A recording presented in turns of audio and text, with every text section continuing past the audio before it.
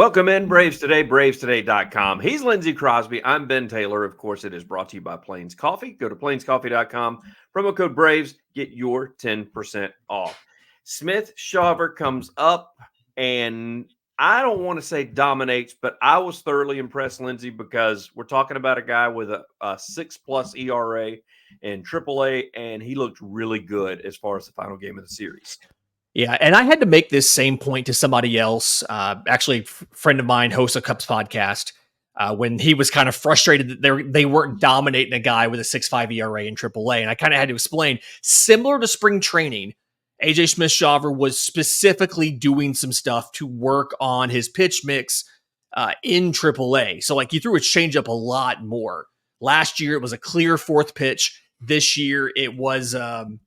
It was the second most used pitch that he used all season in AAA, and then today as well. He actually only threw 2 sliders in his 87 pitches, where that was his second best pitch last year.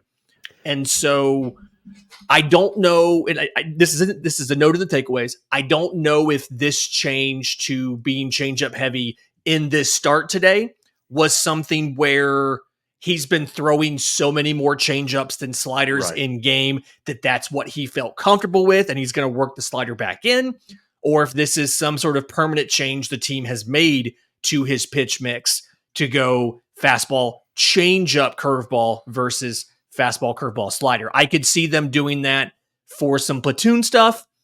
I don't know, but either way, I mean, he got 9 whiffs in the game. 3 were on the changeup. I think 2 of his early strikeouts were on the changeup as well. I think his first 3 strikeouts, 2 were on the changeup and 1 was a strikeout looking on a curveball. And so, I mean, just did everything that you wanted to see, with the exception of how long the outing was, only going 4 1/3 innings. And I think that's kind of explained by some of his usage in the minors too. Yeah, and in the takeaways, if you guys want to go catch that and read that, Lindsay's got that up already. bravestoday.com is where you can find it, because you did reference that this is something. I saw that chatter online a little bit. Why is he only going 4, and why is he being pulled now? Number one, situational wise, a couple of runners got on. I think it was about time. Plus, I think you put in the takeaways, he hasn't really gone much more than 5 1/3 or 5 2/3 or something in the minors. They've got him on a limited, I don't know if that's pitch count or certain number of batters or what they're working with there. Yeah, it was, so in the minors, his longest outing of the year was 5 1/3 innings. His longest by pitch count was 91, but all of them seem to kind of be around 85 pitches. And then when you finish with this guy, you're done. And so I kind of feel like that's what this was. Yeah. If I remember right off the top of my head, I believe he did get through the entire lineup twice. Mm-hmm. So it was one of those. I don't think it was a stop him from getting the third time through. I think it was just, we're going to cap his pitch count to about 85. And whenever that happens, that happens. In this case, it was 87. He got that last strikeout. I think it was of Michael Busch. Yep. And they went ahead and pulled him and said, hey, you're done. Great outing. And from there, they were able to go in and use their preferred back end setup, Pierce Johnson, Joe Jimenez, then AJ Minter, then Raisel Iglesias to get to keep the shutout, get the win, get the save, and win the series. Yeah, and the bullpen, kudos to them.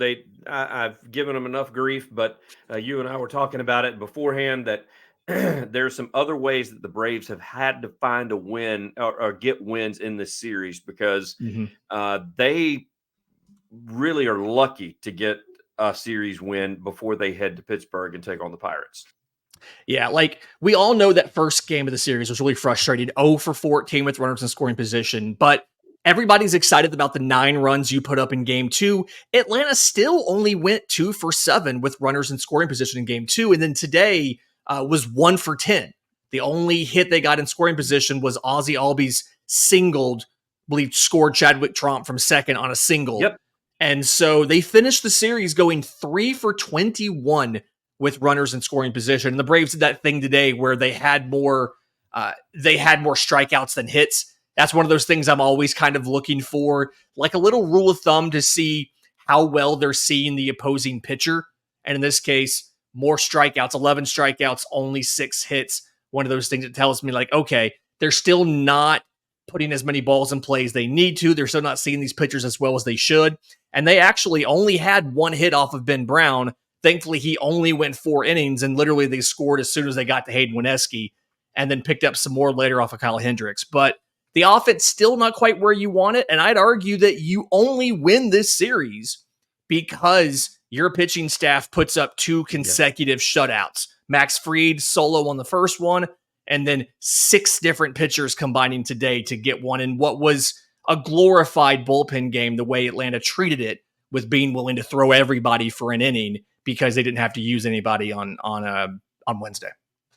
It's all brought to you by Plains Coffee. Go to plainscoffee.com, promo code BRAVES, get your 10% off. They've got coffees, they've got teas, they've got things that are flavored as well, and they don't roast the beans until you make your order and ship it directly to your doorstep. Go to plainscoffee.com, promo code BRAVES, your 10% off.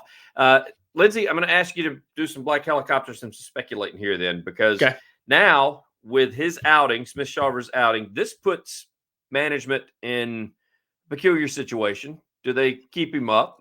Do they call somebody else up? Then they send him back. You know, you and I were talking about it. We'll get to a little preview on the, as my good friend Daryl Dapper should be upset with me, as the Pirates is who they're going to be headed to play next. And we'll get, but as of right now, there's not a starter for tomorrow. Yeah, it's been TBD for a couple days, and the assumption was Darius Vines, right? If you don't have to use Darius Vines this week, he was the corresponding move for Elder on Monday. The thought process was he would be Friday starter. He did start to like toss a little bit on Tuesday when Charlie Morton got in trouble. They sat him back down because Morton worked out of it.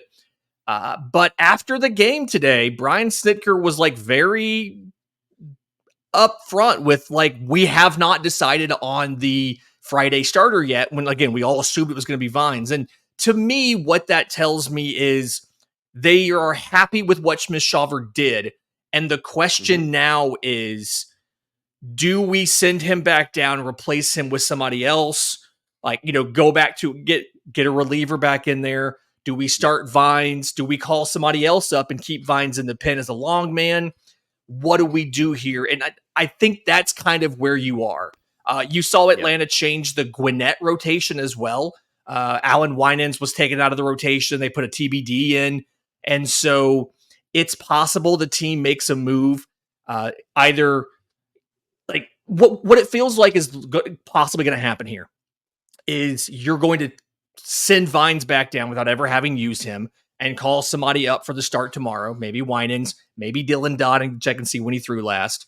And then keep AJ Smith-Shawver in the like up at the major league level and let him start again next week. I believe that would be, if my math is right, I think that'd be Tuesday at home versus the Nationals would be the start there. I think Max Fried, or Tuesday or Wednesday versus the Nationals would be that start. And so the conversation's probably, the stuff was good enough. Can he go deep enough into games where we can keep him up? Because if he could only go 4 innings or, 5 at best, that's now a bigger hurdle to keep him up as a 5th starter, knowing that you're going to tax the bullpen on the days when he pitches. To me, that's the conversation they're probably having. Can we survive if he comes up and gives us 4 1/3 innings every 5th day? Or do we need to get somebody who's more accustomed to going deeper into games? I think that's probably the conversation you're having. Or do they chance it and see if they can get him to go 6 or 6 1/3 and just push, because he seems to be well rested. He didn't seem to be struggling today with the amount of changeups that he's throwing. If he continues that up with that backup changeup, he's not putting a lot of stress on himself. So do they look at going, instead of 90 pitches or 85 pitches, do they go, let's see if we can get 105 out of him. Let's see if we can get 110 out of him. But I do think it'll be capped at that. I don't ever think we're going to see him this year go further than 6, maybe 6 2/3. That I just don't see that out of him. Yeah. And this is a strategic conversation too, right? Like, when do we push him into a more traditional starter's role, knowing that his career innings are so low? I think he barely broke 100 innings last year.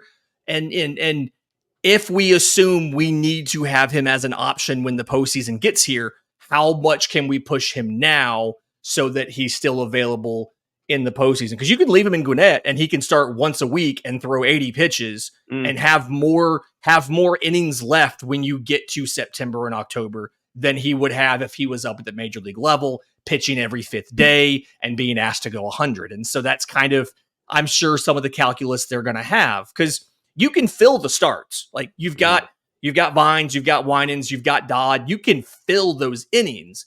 The question is not now. The question's not filling the inning in late May. The question's filling the innings in October when you can't afford to throw a guy like a Dylan Dodd or a guy like an Alan Winans, or from what we've seen recently, a guy like a Bryce Elder. That's the conversation here. Ozuna's hitting streak ends at 14 games. However, I'm not too concerned about that. I think one of the positives is Arcia is actually seeing the ball a little bit better now at the plate. My question to you is, are they being too careful, and does this lineup get better when Murphy and Riley finally get back into the fold of things? I think Murphy and Riley both, I think, are going to help. Riley wasn't necessarily raking before he got hurt. I think Murphy is one of those guys that is going to make a significant difference, because I know that everybody, your catchers aren't terrible offensively, right? No. And and pulling up the stats, not counting the game on Thursday, like your catchers aren't terrible. They're batting .247 with a .443 slugging, but you have a total of 5 home runs from them. And I believe 4 of those came in one weekend from Travis d'Arnaud, right? And 3 in one game. 3 in one game, exactly. And so since that game, you actually haven't gotten a lot of the additional stuff that Sean Murphy can offer you, the power, the extra base hits. You haven't gotten a ton of that. I think Travis d'Arnaud's been great. I mean, he's batting .254. I think he's having a kind of a resurgent year for a 35-year-old catcher. He's playing great. But Sean Murphy gives you that extra dimension of offense that d'Arnaud hasn't really had outside of that weekend, and that Chadwick Tromp hasn't really been able to give you. So I do think that's big. And them pushing him a little bit more in his rehab start. The plan was you play 5 innings, you take a day off. He was going to start once and DH once, and then they thought he'd be good. He went 7 innings in that first game, hit a home run his first at bat, threw a guy out as well. It feels like you could have him back before the end of the Pirates series. And if that's the case, I really do think that does help the offense, because 1, none of these pitchers have seen him yet this year. Mm-hmm. But 2, it's somebody who is known for hitting for power and is plenty rested, because he has not done a lot of baseball activity up until just a week or 2 ago. I will say this about him is I think Godden talked about it a little bit, and I think even when Frenchie was on the broadcast, they talked about it a little bit when he was sitting down there making his rehab start. You're talking about the game he went 7, he was supposed to go 5, and can you imagine when Sean Murphy, the major leaguer, like you get ready to take him out as the manager, and he looks at you and he goes, "I'm not coming out." Like, what? I want a couple more innings. You're in a position like, and then you got to wonder, what about your bosses up at the major league level, the front office? What are they going to say when they get the stat line that the catcher went 7 innings when he was only supposed to go 5, and your reason behind it is, well, he told me he wanted to stay in. I didn't know what to do. They asked Snit, and he was happy that Murphy went longer. I mean, he took 3 he had 4 plate appearances, took 3 at bats. He walked once. He did not strike out, most notably. I think that's kind of the big thing there. You always worry about the timing with these guys. And you talk about, how does the manager feel?